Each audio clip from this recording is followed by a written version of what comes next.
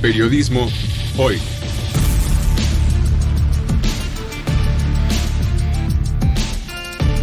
Avatares, riesgos y transformaciones del oficio de informar.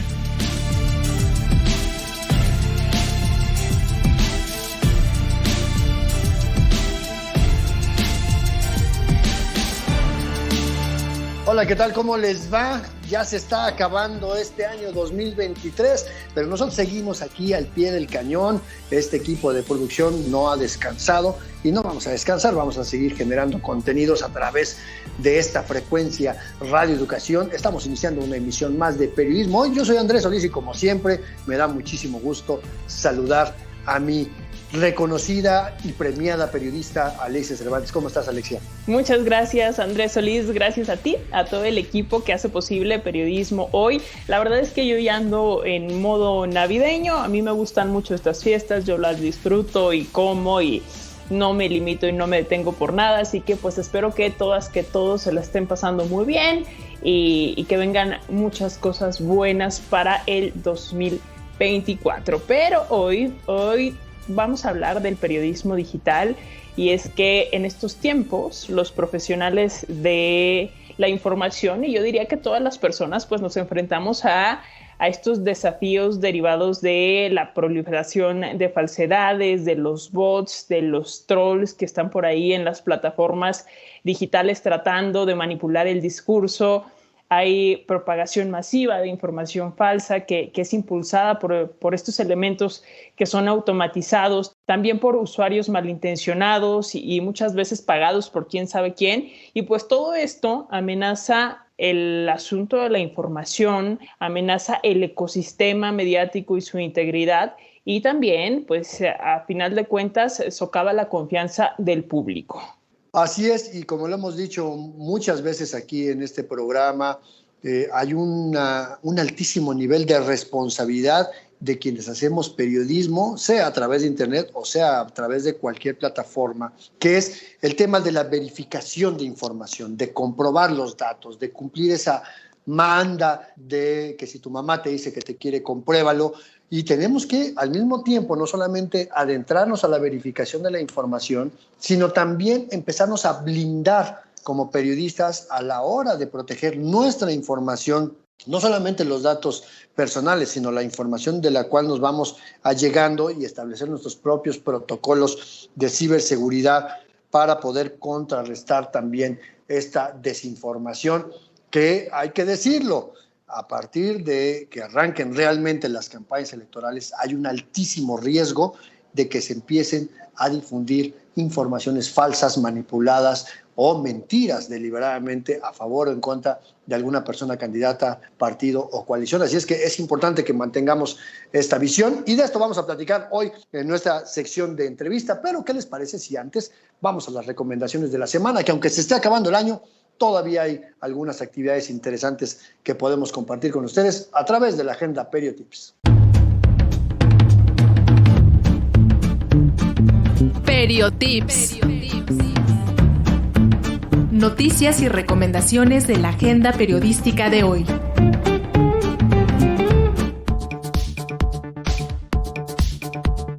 Comenzamos con nuestras recomendaciones. La UDG Virtual invita a su taller de periodismo, Convierte historias en experiencias digitales interactivas.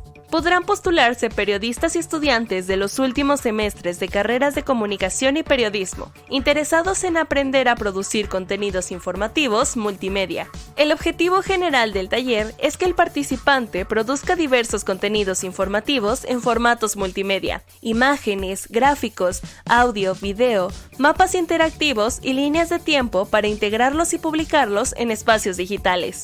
Este taller se llevará a cabo del 15 de enero al 25 de febrero del 2024. Tienes hasta el 10 de enero para inscribirte a este curso entrando a su página web www.cfpdudgvirtual.org. Escuela de Escritores invita a su curso Redacción y Prácticas Periodísticas para Medios y Redes Sociales. Está dirigido tanto a futuros periodistas y profesionales que trabajan en el entorno de la comunicación y escriban notas de prensa, artículos especializados o contenidos para web, así como a personas interesadas en aplicar las técnicas de redacción periodística en sus blogs o redes sociales. En este curso encontrarás tareas que te permitan ahondar en los distintos géneros como en distintos medios, ejercicios que serán comentados tanto de forma personalizada por el tutor como en colectivo por el alumnado. Participarás en foros y videoconferencias que te ayudarán a conocer mejor el mapa de las comunicaciones en todo el mundo hispano. Se llevará a cabo por 3 meses a partir del 10 de enero hasta el 17 de abril del 2024. Para inscripciones y para más información, visita su página web escueladescritores.com. Zona Cero invita a su taller en línea Experimentación Visual con Francisco Mata. El objetivo es la experimentación con la fotografía para dominar las técnicas de manejo de cámara, crear tus narrativas visuales y generar tu book profesional. Este taller está abierto a todo público que quiera aprender profesionalmente sobre fotografía o mejorar sus habilidades con las imágenes que crea. El taller se llevará a cabo por 12 sábados a partir del 20 de enero del 2024, de 9 a.m. a 12 p.m. Para inscripciones, manda un correo electrónico a contacto@zonaceromexico.com y para más información visita su página web zonaceromexico.com. Gracias por su atención a esta Noti Agenda Periotips.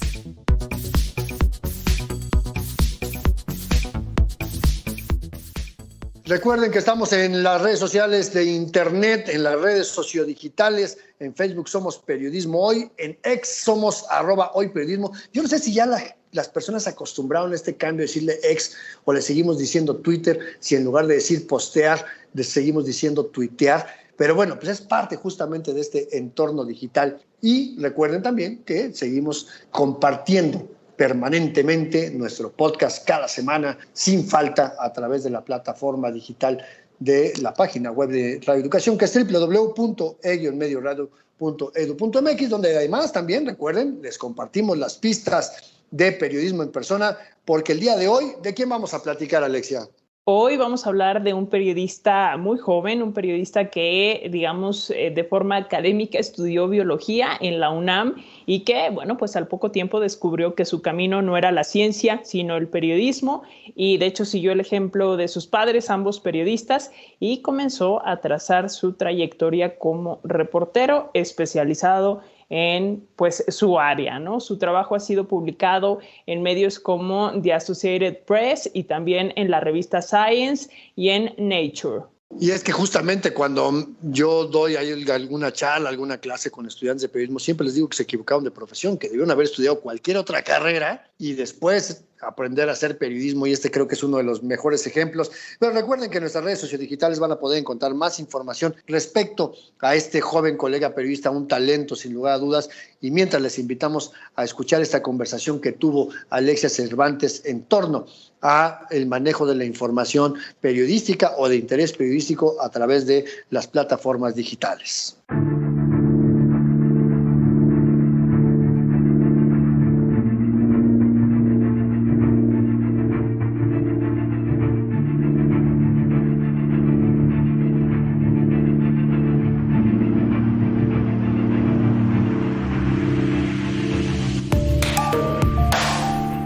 En la era del periodismo digital, los profesionales de la información enfrentamos desafíos significativos derivados de pues, la proliferación de bots, de trolls en plataformas en línea. Y bueno, pues en este entorno los periodistas digitales se ven obligados a fortalecer sus habilidades de verificación de hechos, también adoptar estrategias de ciberseguridad y a encontrar, digamos, formas innovadoras de contrarrestar la desinformación, preservando la esencia del periodismo como un pilar fundamental de la democracia. Y de eso vamos a hablar esta tarde con Alberto Escorcia. Él es periodista que además ha desarrollado un método que utiliza software libre y de análisis de redes para detectar en tiempo real la aparición de noticias falsas y de operaciones de desinformación.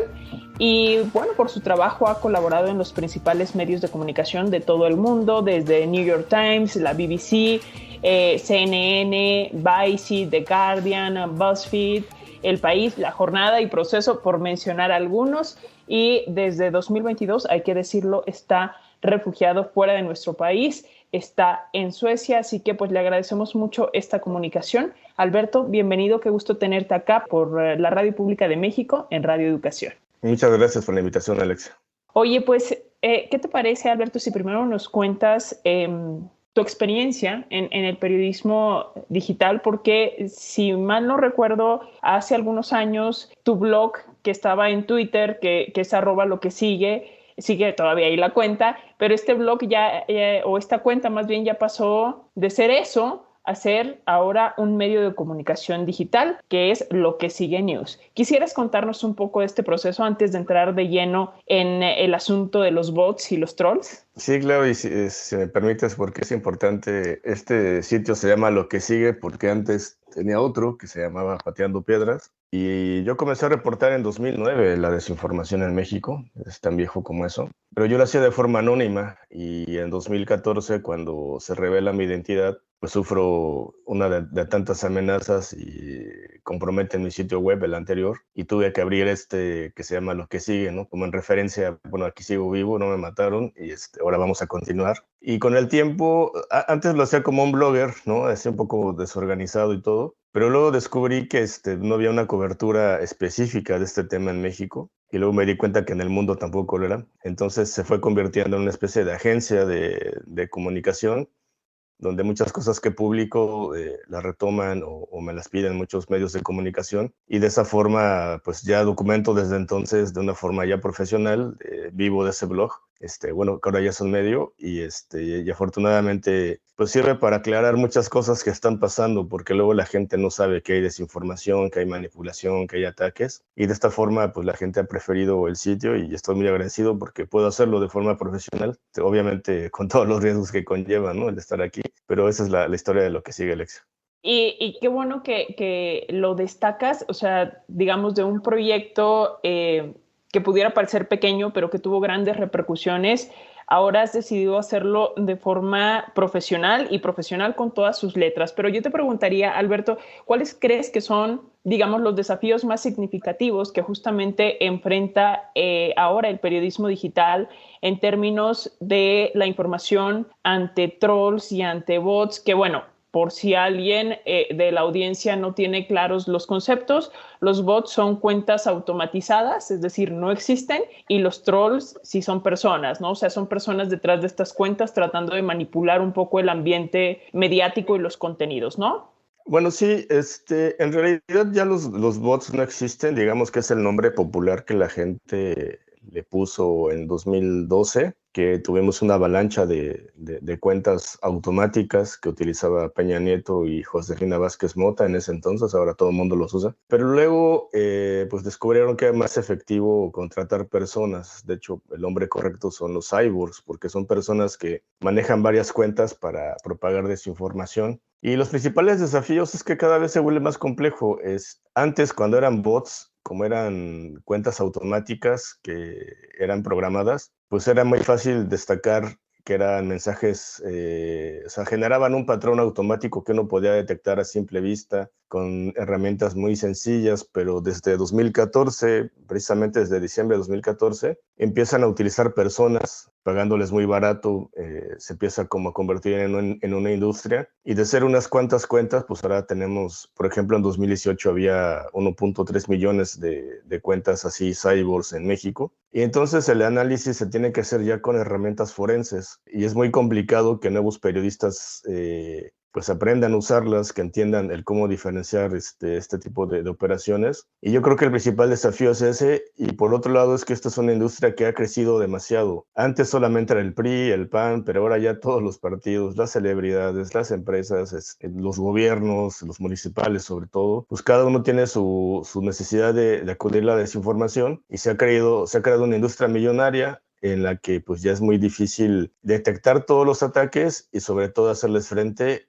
Creo que ya las plataformas como X y como Meta pues ya se han rendido a este fenómeno y la gente ya se ha normalizado, ya se ha acostumbrado a que esto exista, cuando creo que debería haber como una mayor reacción. Pero creo que el principal desafío es que uno se enfrenta a una industria millonaria que pues te mandan a matar, ¿no? Porque pierden mucho dinero cuando uno reporta este tipo de cosas. Y por otro lado, la parte técnica, justamente este año que ha rompido la inteligencia artificial, pues ya es más difícil detectarlo y se ha vuelto más caro detectarlo, ¿no? Creo que ese va a ser el principal desafío, porque va a llegar un momento, como es algo asimétrico, que ya va a ser muy difícil distinguir qué es verdad o qué es mentira, y lo hemos visto recientemente con varios audios de varios políticos, Alexia. Y fotografías, ¿no? Digo, aquí en México teníamos ese dicho de una imagen vale más que 1000 palabras, pero de pronto nos encontramos con que hay aplicaciones ya que pues te pueden hacer imágenes a tu gusto con la descripción a texto y obtienes la imagen en cuestión de minutos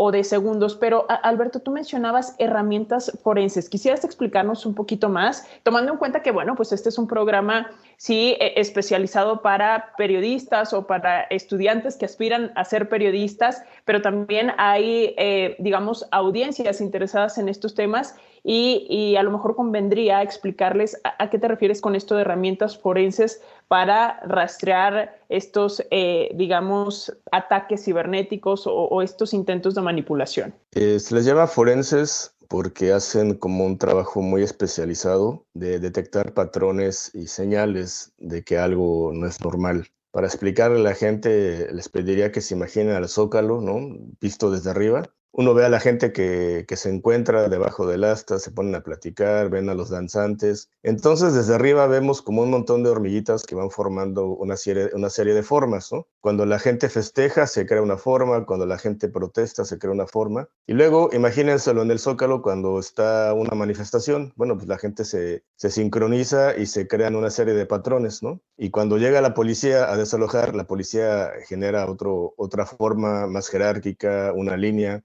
Y eso, cuando uno procesa miles de tweets o miles de posts en Facebook o de cualquier red social, también se generan esas formas. Uno puede graficar la interacción entre el emisor de la información y el que recibe la información. Por ejemplo, yo emito un tweet, lo revisas tú, luego lo comparte alguien del auditorio y entre nosotros tres se genera una línea y cuando son miles, una comunicación orgánica que es viral, que es espontánea, genera una forma como las raíces de un árbol. Pero cuando irrumpen estos ejércitos de desinformación, como reciben una orden, las formas que ellos generan son cuadrados, son círculos perfectos, son líneas perfectas y solamente con un programa que sea capaz de graficar esas interacciones, uno puede diferenciar porque a simple vista ya no se puede. Eso es a lo que me refiero. Antes, en 2012 y atrás, pues uno podía ver que repetían el mismo mensaje, ¿no? Y es una forma de decir, bueno, este es un bot, ¿no? Y así se quedó en el imaginario colectivo. Pero ya desde 2014, como ya contratan a personas, ya los mensajes son más creativos y la única forma de detectarlos, que es algo que no es natural, es porque están coordinados, es decir,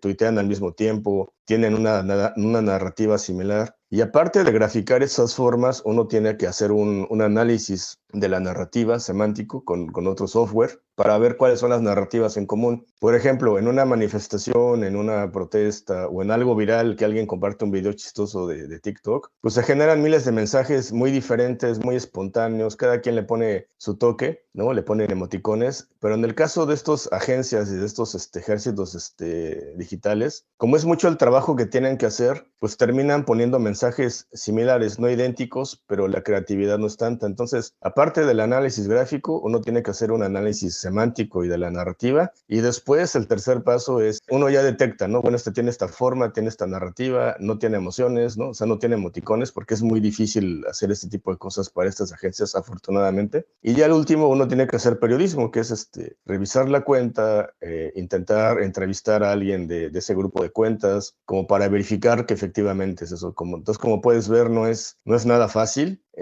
porque además luego se presta a acusar a cualquier otra persona de desinformar, pero uno tiene que verificar estos 3 pasos y es muy complicado. O sea, sí se requiere varias horas de trabajo, pero lamentablemente solo puede hacerse ahora a través de software especializado.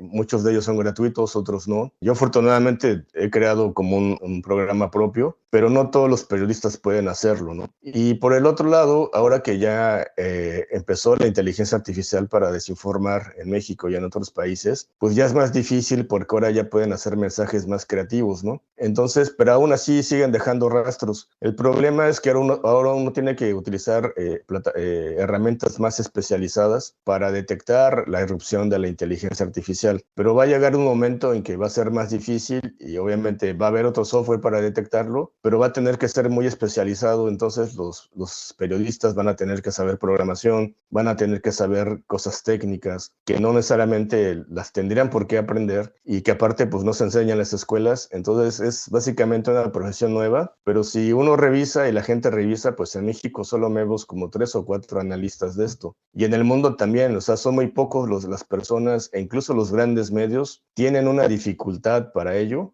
Y por el otro lado es que como es un conocimiento nuevo, no hay estándares, o sea, no hay una forma uniformizada para decir esto es real o esto es mentira, ¿no? Entonces, en la postverificación de esta información, pues también se pierde tiempo. Y el problema es que los desinformadores, cuando realizan el ataque y realizan la desinformación, pues generan el daño y este proceso de verificación es muy tardado, ¿no? Pero aún así se logra un impacto, ¿no? Pero sí es a través de herramientas que detectan pequeños cambios, ¿no? En las horas de los tweets, en las narrativas, en las emociones, y luego pues hay que hacer una investigación, pues, de periodismo de investigación, y que creo que ese es el principal reto, ¿no? Con estas herramientas forenses, Alexia. Un trabajo sumamente especializado, Alberto, y que bien, como bien dices, pues las y los periodistas tendríamos que ir encaminándonos hacia la capacitación en estos rubros, o cuando menos vaya, saber que estas cosas existen, porque muchos periodistas siguen o seguimos trabajando desde, digamos, lo tradicional y seguimos utilizando la computadora como si fuera nada más una máquina de escribir, y estamos pasando por alto toda esta serie de situaciones. Pero en lo que llegamos a un punto en el que el periodismo, digamos, de todas las áreas, pues aprende a realizar estas técnicas de verificación, estas técnicas de desmantelamiento de pues redes de manipulación de la información. Como usuario, digamos así, en 3 pasos muy sencillos, ¿cómo podríamos detectar estas fake news, estas falsedades que existen desde siempre? O sea, siempre han existido las falsedades, pero que ahora circulan con mucha más facilidad, con mayor rapidez en lo digital. ¿Cómo hacerle? Bueno, creo que la principal señal y que es parte de un manual que publicó la BBC para usuarios comunes y que yo siempre lo recomiendo, es que estos mensajes de desinformación o de ataque buscan generar una reacción emocional alarmista. Generalmente generan miedo o generan, digamos, pánico. Esa es como la principal característica, pero hay otros tipos de desinformación, ¿no? Entonces, si uno se encuentra, y aparte hay que verificar como el nombre del medio que está circulando como fuente de la información, ¿no? Pues primero hay que analizar el mensaje. Si el mensaje te provocó una reacción emocional intensa en ese momento, es muy probable que sea para manipularte. Y por otro lado, si se hace pasar por un medio, por ejemplo, si dice El Universal, pero no tiene el logotipo, o tiene los colores, pero no son todos los correctos, pues hay un punto más para la desinformación. Y por otro lado, si ese mensaje te pide realizar una acción en base a esa reacción emocional, o sea, por ejemplo, atacar a un periodista, atacar a un político, pues cumple con todos los criterios para calificarlo como una probable manipulación, ¿no? El problema es que hay muchos mensajes virales que también cumplen con esas características, ¿no? Por ejemplo, si a alguien le gustó una película y realmente le gustó, pues te va a generar una reacción emocional muy fuerte, te dice, yo la quiero ver y ve la película, ¿no? Entonces, pero yo creo que generalmente los mensajes que te generan miedo o pánico o te representan un peligro imaginario son las características, de acuerdo a la BBC, para la gente común, ¿no? Eso ayudaría mucho como identificar, o sea, aquello que me hace reaccionar y que no me ofrece más información, pero apela a mis emociones, es probablemente algo para manipularte, Alex. Y muy difícil porque por lo regular nos dejamos llevar por ese cerebro primario que justamente pues responde a las emociones, Alberto. Pero ahora, respecto a a las medidas de seguridad como periodista, justo, ¿qué medidas de seguridad hay que tener en cuenta para poder hacer un buen trabajo periodístico digital, un buen trabajo de este tipo como el que tú realizas? Pues bien, creo que la tónica y que lamentablemente México es el pionero y México, o sea, lo que ocurre en México termina pasando en el mundo 4 o 5 años después, ¿no? Exportamos muchas cosas malas, ¿no? Aparte de las buenas. Creo que los periodistas deben entender que cuando uno intenta investigar en estos campos, o en cualquier otro también, o sea, al publicar un reportaje sobre corrupción, sobre recursos naturales, sobre feminismo, sobre los derechos de la diversidad sexual, que son los temas que son más atacados en México, y no se diga el tema de desapariciones, uno se va a enfrentar a una maquinaria que invierte muchísimo dinero, que invierte $1,000,000 por cada hora que dura el ataque, y que el siguiente paso, cuando uno empieza a denunciar esas cosas extrañas que se ven en Internet, es destruir al periodista, ¿no? Entonces no hay que publicar mucha información personal, no hay que dejar muchos elementos que permitan llegar hacia ti, porque lo que ha sido más común desde 2018 para acá es que principalmente mujeres periodistas sean atacadas en su vida personal, las destruyan en su reputación, que ataquen a sus familiares, a sus parejas. Es una industria que, como le invierte mucho dinero, lo que busca es la destrucción de esa reputación, y después el siguiente paso lamentablemente es el asesinato, ¿no? Hay un patrón que después de un ataque digital muchos periodistas han sido asesinados. Entonces hay que tomar en cuenta que uno no hay que dejar tanta información, que otra de las consecuencias es el espionaje, que hay que tener, si se puede, un teléfono para el trabajo y otro para la vida personal, y tener pues un antivirus, una capacitación antiespionaje, que muchos medios ya la dan. Pero lamentablemente meterse a estos temas sin esa precaución pues provoca muchas víctimas. Ahora, el problema es que los periodistas no tendrían que hacer eso, ¿no? Uno pensaría, bueno, yo puedo reportar, informar de lo que yo quiera, pero no se nos habla de esas consecuencias que lamentablemente están ahí. Y la razón de que están ahí es que, aparte de que es una herramienta política, es una herramienta que genera muchísimo dinero, es decir, quienes están involucrados ahí, y como se maneja muchísimo dinero, al ser desvelados, al ser revelados, pues van a intentar destruir a la reputación justamente de quien intenta informar ello. Entonces hay que prepararse a que lo que van a intentar primero es matarte socialmente, o sea, destruir tu reputación, pedir que te despidan, que en muchos casos ocurre. O luego también, como los ataques suelen ser muy violentos, sobre todo contra mujeres, pues uno se tiene que enfrentar al estrés postraumático, que lamentablemente muchos compañeros después de un ataque así dejan de hacer periodismo por el miedo, ¿no? de que te pase algo en realidad. Y si luego además te pasa un ataque en la vida real, pues las consecuencias del estrés postraumático, que casi no se hablan en México y en el mundo, pues sí terminan afectando la voluntad, ¿no? Y el espíritu de los periodistas. Entonces hay que meterse a literalmente reportar una guerra, realmente una guerra digital, que si bien no hay armas, ¿no? O sea, con las últimas consecuencias, sí termina afectándote mucho emocionalmente. Es muy duro hacer este trabajo, Alex. Muchos investigadores también han terminado muy afectados, ¿no? Y creo que hay dos temas principales en México que son muy peligrosos para reportar, que es el tema de la explotación sexual y el tema de los recursos naturales. Creo que ahí es donde más ataques ocurren. Obviamente el narcotráfico, pero creo que en el tema de la trata de personas es uno de los temas muy peligrosos en México. Estamos platicando con Alberto Escorcia, periodista digital que ha desarrollado un método que utiliza su propio software para análisis de redes, para detectar en tiempo real la aparición de noticias falsas y operaciones de desinformación. No se vaya, regresamos.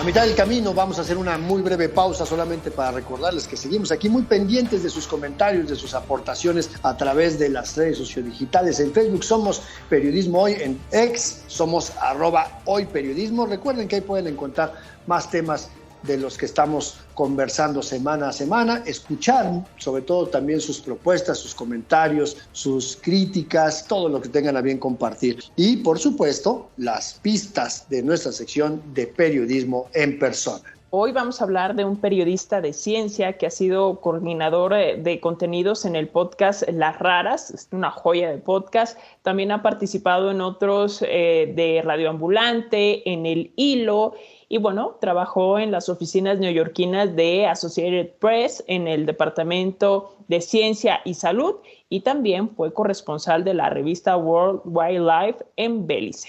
Si ya tienen una idea de quién vamos a platicar hoy, pues pueden compartirlo a través de las redes sociales digitales. Mientras tanto, vamos a seguir platicando sobre estos temas de la información y cómo se mueve en el entorno digital y, sobre todo, pues esos intereses que pueden estar estorbando o pisando callos.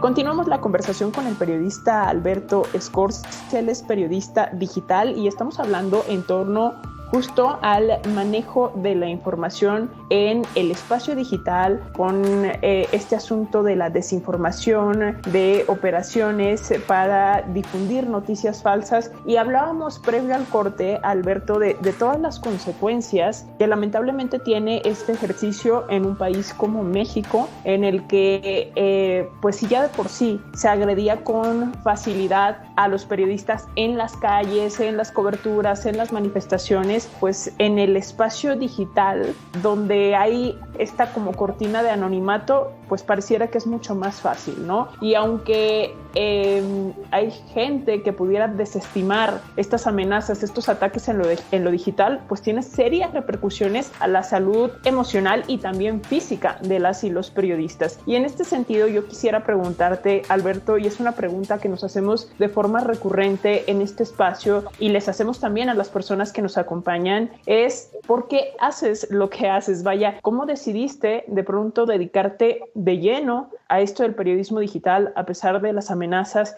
y a pesar también del exilio? Y vaya, o sea, ¿qué te motiva a seguir explorando este campo? Porque, si me lo permites, quisiera comentarle a las audiencias que tuviste que salir del país en diferentes ocasiones, o sea, no nada más fue una. Sí, ya esta es la sexta ocasión. En esta ocasión ya no puedo volver a México. La última amenaza fue por parte de narcotraficantes y si bien uno puede lidiar contra políticos, ¿no? Y los gobiernos, pues todavía hay reglas en esos casos, pero en el caso de los narcos no hay nada que te proteja, es la verdad. Y aparte que fue muy violento la última vez, ¿no? Fue pues una amenaza directa con un arma de fuego, ¿no? Que me salvé de por pura suerte, que ahorita les contaré cómo fue eso, pero ahora me río, pero en ese momento fue muy difícil, fue muy dramático. Mira, cuando te atienden en estos casos, ¿no? Las ONGs, artículo 19, las autoridades, te dan un tratamiento psicológico, ¿no? Y te empiezan a decir como que este tipo de trabajos son trabajos suicidas, ¿no? Que uno tiene una fascinación con ese tipo de cosas. Eso puede ser en algunos casos, pero en mi caso es un caso personal.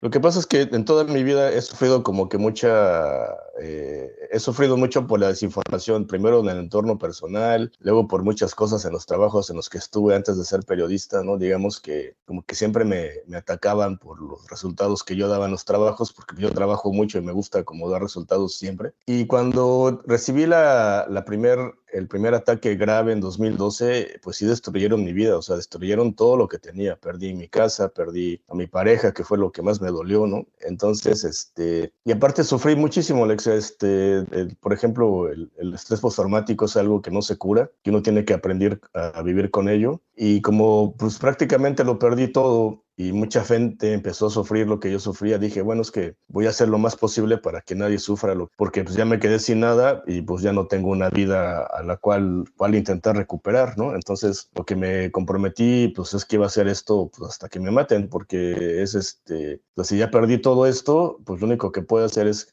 evitar un poco a que alguien más lo sufra. Y aparte me parece que en México estamos viviendo en un momento importante en el que la gente no merece ser manipulada de ninguna forma. Creo que México se merece tener un mejor futuro, o la libertad de elegir libremente, porque ahora los ataques, por ejemplo, de 2017 para acá ha sido mayormente contra mujeres, ¿no? Y sobre todo contra mujeres de la comunidad LGBT. Entonces, cuando uno cubre temas de diversidad o de los derechos personales, pues no tendrían por qué ser atacados. Es decir, uno podría entender, digo, sin justificarlo, que en temas políticos uno diga, bueno, pues sí es probable que te ataquen porque generas una reacción en los políticos. periodísticos, pero ya hablar de, por ejemplo, estoy llevando el caso de una periodista deportiva y de 2 periodistas que hablan del tema de los alimentos, ¿no? Entonces son temas que uno pensaría que no hay riesgo, pero sí los hay, ¿no? Entonces el expresar opiniones tan simples como elige no tomar un refresco con azúcar y tomas agua mejor y te mandan un equipo digital para destruirte, para espiarte, para arruinar tu reputación, a mí me parece alarmante que eso esté pasando, ¿no? Entonces mi motivo pues es un motivo muy personal, que es ese. Pues, me intentaron matar, pero pues sí,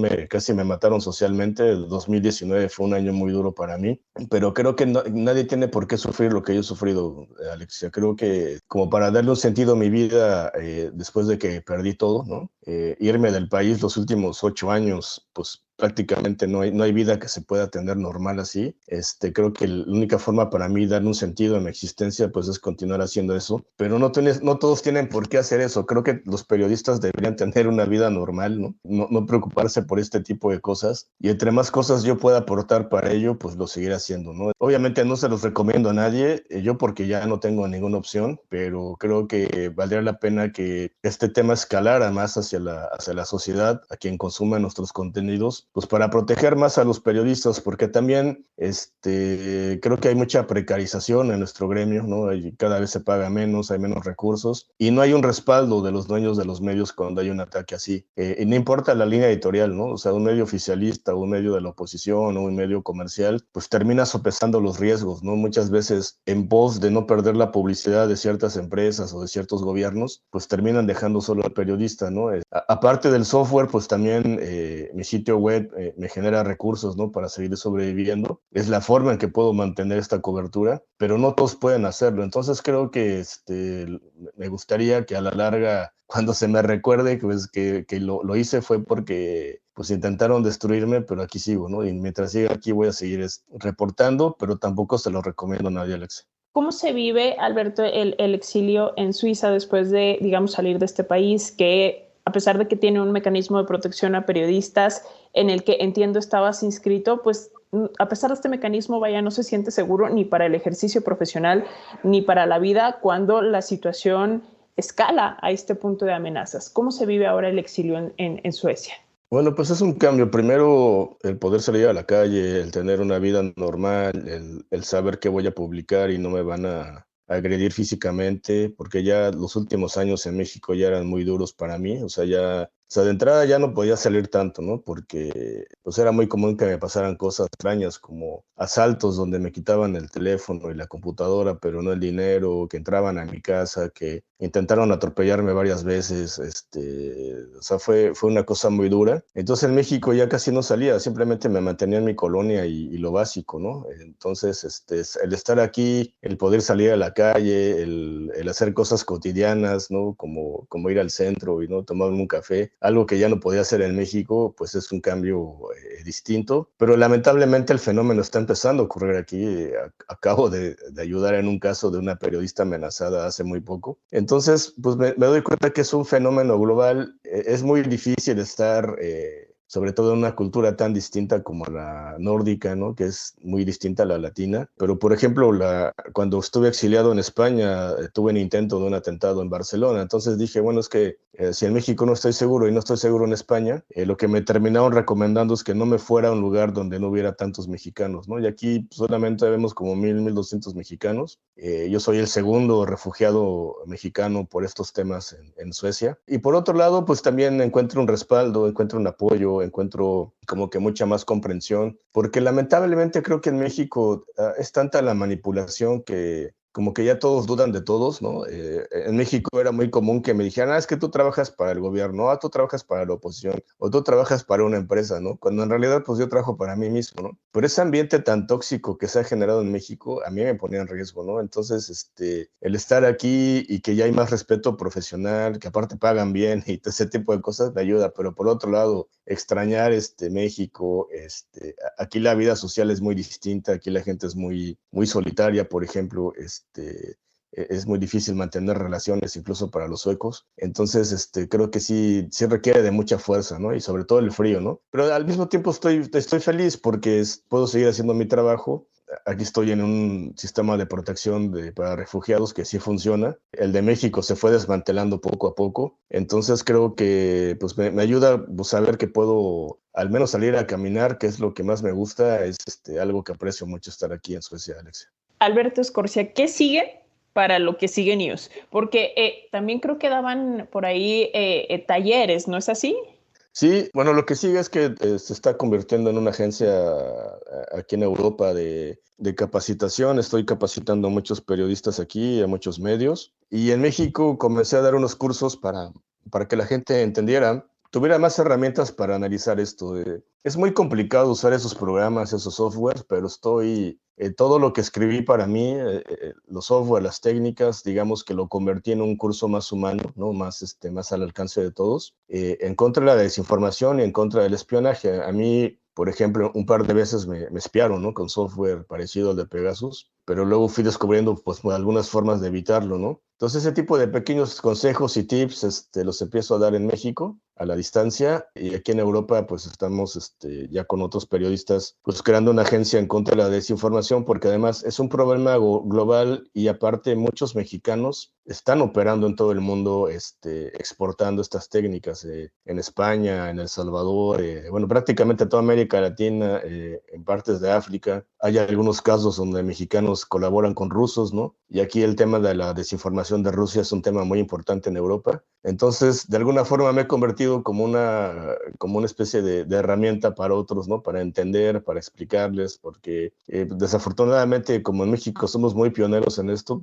acabamos de ser pioneros en el ataque a un periodista con inteligencia artificial en todo el mundo. Entonces creo que como una forma de darle sentido y de continuar y de intentar hacer mi vida aquí en Europa es seguir haciendo esto, ¿no? Pero ya de una forma más segura, ya no tengo tanto miedo. Antes, al publicar un artículo en México, sufría demasiado, ¿no? Recuerdo una vez que documenté el gasolinazo y la desinformación, que creo que ha sido lo más violento que he vivido.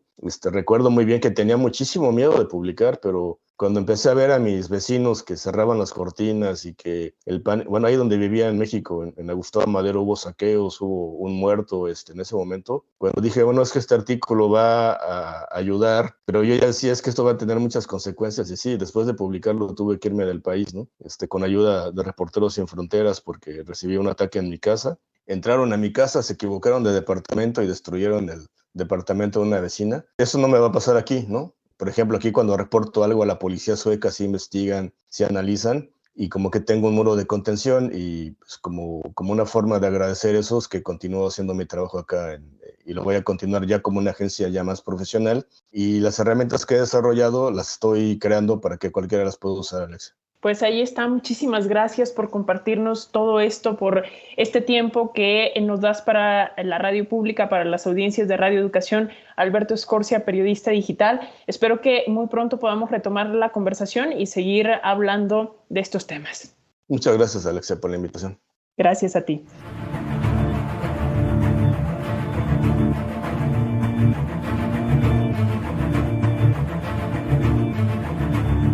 Como siempre, recuerden que cada semana este programa queda guardado. Si quieren volver a escuchar esta conversación, está nuestro podcast alojado fundamentalmente en la página de internet de Radio Educación, www.elloenmedioradio.edu.mx. Ahí está el botón del podcast, la sección de podcast, donde están los podcasts de todos los programas y series de la emisora. Encuentran el de Periodismo Hoy y ahí van a encontrar los que se han emitido, por lo menos los del último año. Y también recuerden que en nuestras redes sociodigitales compartimos el enlace directo para este podcast, que lo pueden descargar, lo pueden escuchar, lo pueden compartir, se lo pueden enviar a través de servicios de mensajería. En fin, es para que lo puedan ustedes disfrutar nuevamente las veces que quieran. Y bueno, ya nos quedan unos minutitos, pero estos minutitos los vamos a dedicar a nuestra sección de periodismo en persona.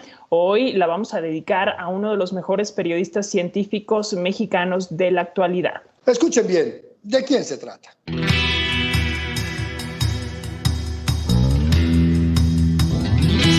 Periodismo en persona. Hoy dedicado a Emiliano Rodríguez Mega.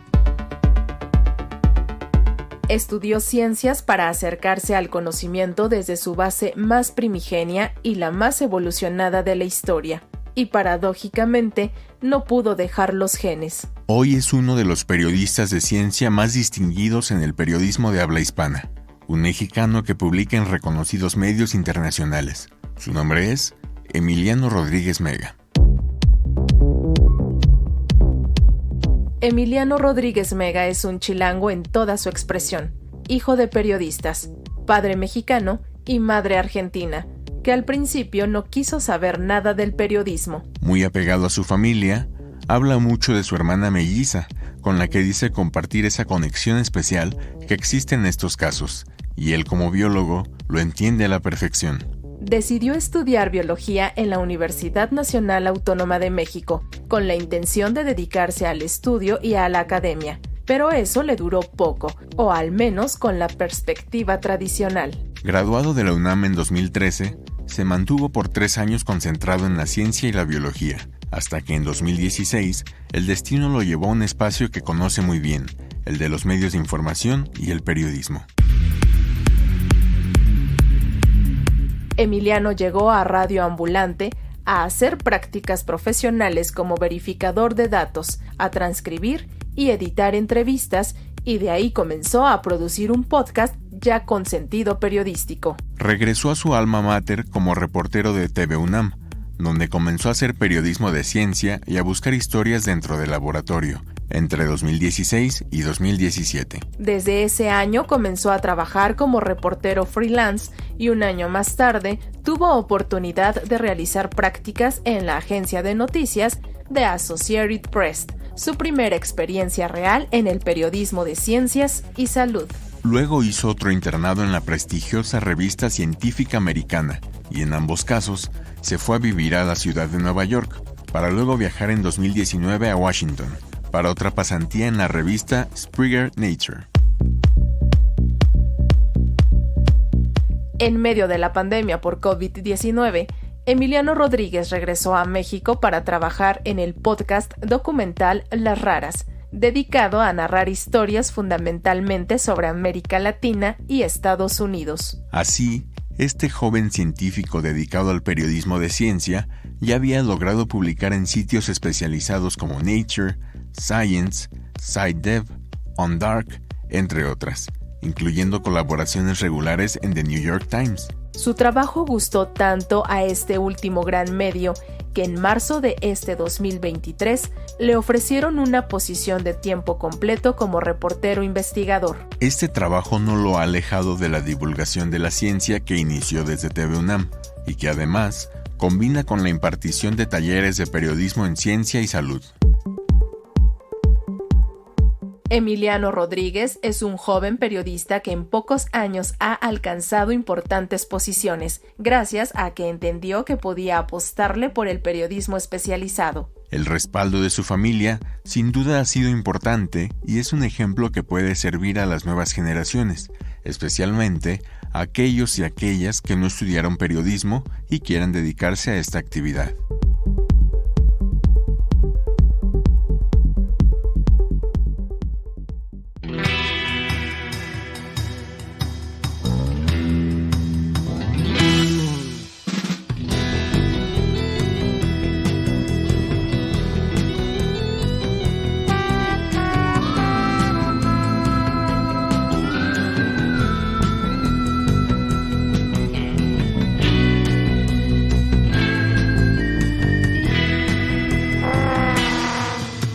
Es hora de despedirnos, como siempre, muchas gracias por acompañarnos a través de todas las frecuencias de Radio Educación, a través de la radio abierta o también a través de las señales digitales. Y no olviden que vamos a seguir la conversación a través de nuestras redes sociodigitales. En Facebook somos Periodismo Hoy, en Twitter somos @hoyperiodismo. Mientras tanto, el tiempo se agota. Lo mismo que este año, Alexia, pero recuerden que todavía tenemos mucho que platicar, ¿no? Totalmente, pero mientras tanto les deseamos felices fiestas, que se lo pasen muy bien esta semana y pues nos escuchamos la próxima, Andrés. Hasta la próxima.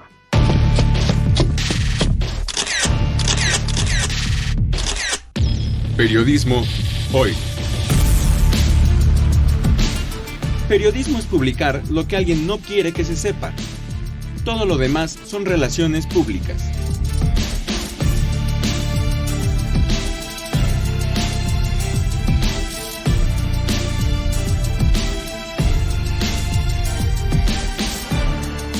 Trabajamos para usted en el servicio social Aranza Granados y Vladimir Valenzuela. En la edición digital, Alejandro Ramírez. La musicalización de Óscar Solís, Edith Rojas en la asistencia de producción. En la conducción, Alexis Cervantes y Andrés Solís en una producción a cargo de Graciela Ramírez para Radio Educación.